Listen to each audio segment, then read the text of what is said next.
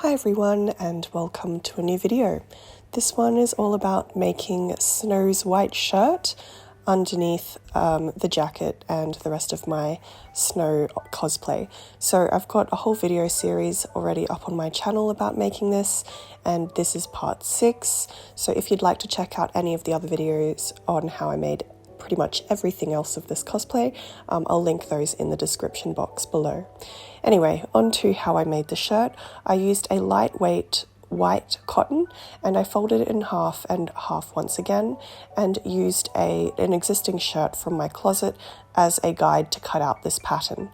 I then took away one of those pattern pieces and then cut the front of the shirt neckline deeper because that obviously needs to be deeper for Snow, and then I also cut out the sleeve pattern using the same shirt as a guide.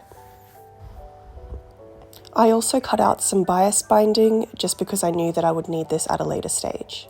So now I'm on to pinning the shoulder seams together, and this is a raglan style shirt. If you're not sure what that is, just Google it, but essentially the shoulder seam is sort of slanted on a diagonal and comes up all the way to the neckline. So I'll sew those on one side and then I also sew those onto the other side.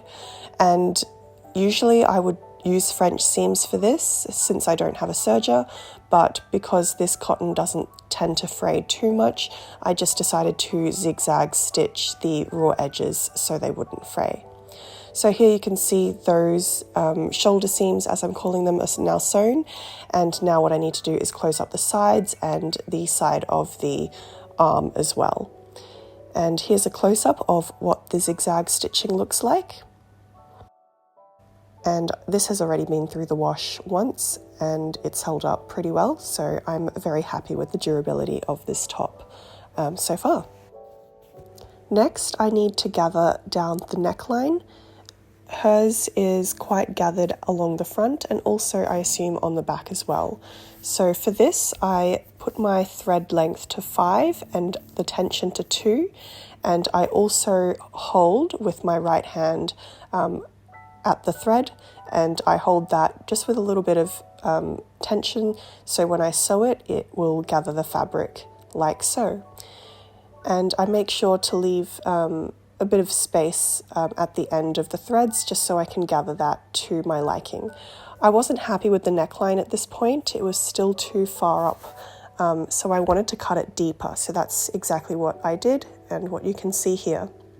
I then regathered the fabric and then tried on the top again, and I was still not very happy with the neckline depth. I tried it on with the jacket on top and I felt like it needed to be lower. So I cut it yet again lower and I am happy with what it looks like now. It's much more broad along the neckline. So now I can actually bind that off with the bias binding that I prepared earlier. So for this, I pin it first to the inside of the neckline because I'm going to top stitch it later on the right side of the fabric. So pinning that to the inside all around the neckline like so, and where the ends are I just close that off and all should be good. So here's where we're at, and I've closed off the end like that, and now I just need to trim off the excess seam allowance, and that's what came out of that. And then to finish off this edge, I fold over the bias binding once, and then I fold it over once more to hide the raw edge, and then I will top stitch that down. So there it is, all pinned and time to sew. I try and go quite slow just because I want to make sure that the gathers are all nice and neat, and this is the result. I'm pretty sure this is the cuff. I did a little casing edge like that and left a gap so I could feed elastic through later. I still haven't put elastic through it because I didn't need it in particular for this cosplay, but at a later stage I might want to put elastic through there so it can bunch up at the wrist and I can move the arms higher. I did a simple hem on the bottom edge of the shirt and now it's done.